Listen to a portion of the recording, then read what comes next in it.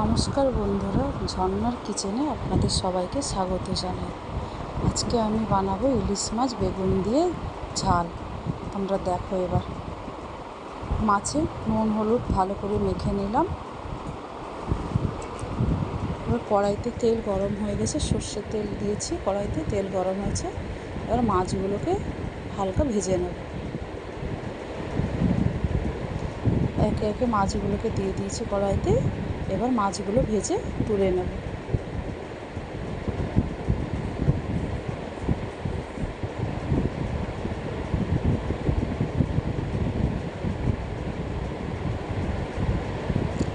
মাছটা এপিট ওপিট করে উল্টে একটু ভেজে নেব, তাই ওপিটেও উল্টে দিলাম।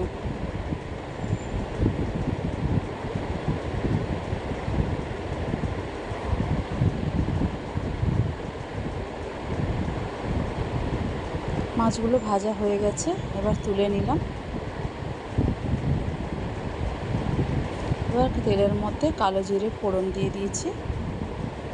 এরপর একটু লঙ্কার গুঁড়ো দিয়েছি।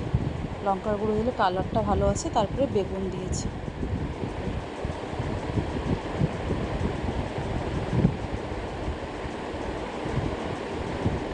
বাজারে এই ধরনের বেগুন পাওয়া যায়, কালো বেগুন পাওয়া যায়। যে যেটা যখন পাবে ওটাই দিয়ে রান্না করতে পারো।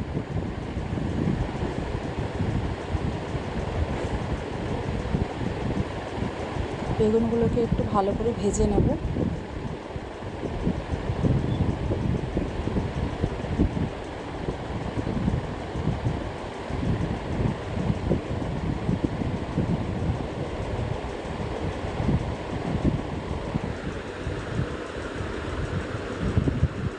এরপরে কাঁচা লঙ্কাগুলোকে ছিঁড়ে দিয়ে দিয়েছি।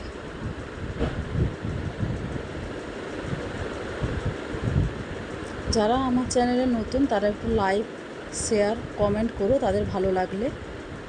এরপরে সর্ষে আর পোস্ত বাটা দিয়ে দিয়েছি।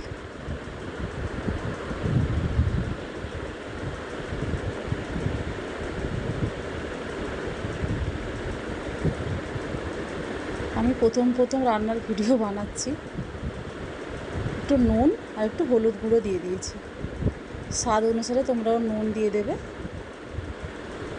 এবারে একটু ঝোলটা ফুটে এলে, নুন দিয়ে দিয়েছি দেখলে, ঝোলটা একটু ফুটে এলে ইলিশ মাছগুলোকে দিয়ে দেব।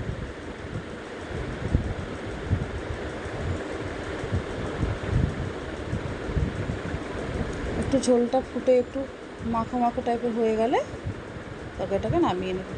হয়ে গেছে, দেখো ঝোলটা শুকিয়ে গেছে। এবার একটু কাঁচা সর্ষের তেল দিয়ে দিলাম। ইলিশ মাছে একটু কাঁচা সর্ষের তেল দিলে ভালো লাগে, বা মাছের ঝালে একটু কাঁচা সর্ষের তেল দিলে ভালো লাগে খেতে। দেখো ঝোলটার কালারটা কি সুন্দর এসছে।